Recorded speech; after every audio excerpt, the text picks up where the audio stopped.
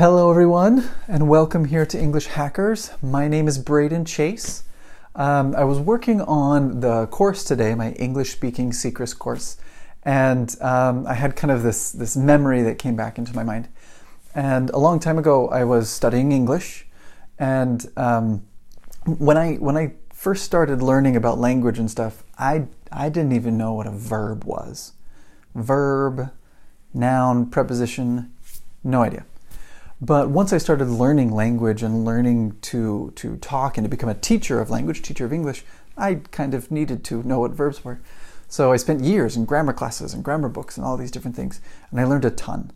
And I got to a point where I was like, I know everything on grammar, right? I understand English grammar. I'm a specialist, right? I know these things. Go me. And I remember at one point, one of my grammar teachers came in and he said, well, now that you guys know all of the grammar, now what do you learn? And I kind of stopped. I was like, I have no idea. Once I know all the grammar, what do I learn? What comes next, right? What's the next part? And he had this big old book, not this book, but a big, huge, thick book like this.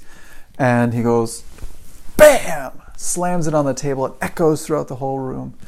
Kind of scares the people, right? And he goes, that book, this book, right, has all of English grammar. Every single verb, conjugation, structure, phrase, preposition, whatever, it's all in this one book. There's a limit. English grammar only goes this far. It doesn't go any farther. And he explained at that point that one of the coolest parts about English and any other language, but English in particular, is not the grammar, but the words, the vocabulary, and how the words of English and the vocabulary of English is limitless. There's no end. It's always growing and changing, and it's absolutely fantastic. And that is a point where most of my students run into a wall when they're learning English. They'll memorize all of these grammar rules, and they know them sometimes better than I do. Well, because of this preposition and whatever, this needs to be that way, and I'm like, whatever. But I'll give them simple words, and they don't know what I'm talking about.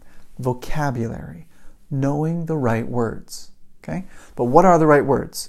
Now, I've already talked about the high priority word list, and I'm including that for you guys already inside of the English Speaking Secrets course that I'm building for you guys. So that's already there. It's awesome. But one of my students asked about, well, you said that your high priority words covers 92%.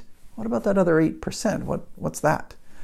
And I thought for a little bit. I'm like, well, it's a lot of different things, but two main categories that are important are business and academics.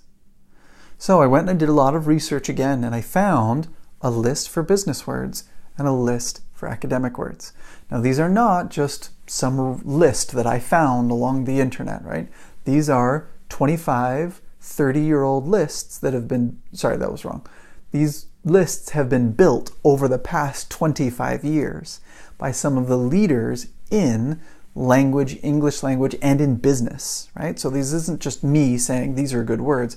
These are the specialists and the experts in their areas saying these are the important words, okay? These are some of the best lists I've ever seen for academics and for business. And I was able to talk with the creators of these lists, for the academics who built this and some of the business people involved, and they have allowed me to include this as part of the English Speaking Secrets course. So you guys get that just as part of the course, built with all the other stuff that I'm putting in there for you. And I'm pretty excited about it. And I hope you guys are too. And I just kind of wanted to let you know of all of that was going on. So if you like that, if you like learning more about these kinds of things, give me a like underneath. I'd appreciate it. Or share, even better. But I will see you next time.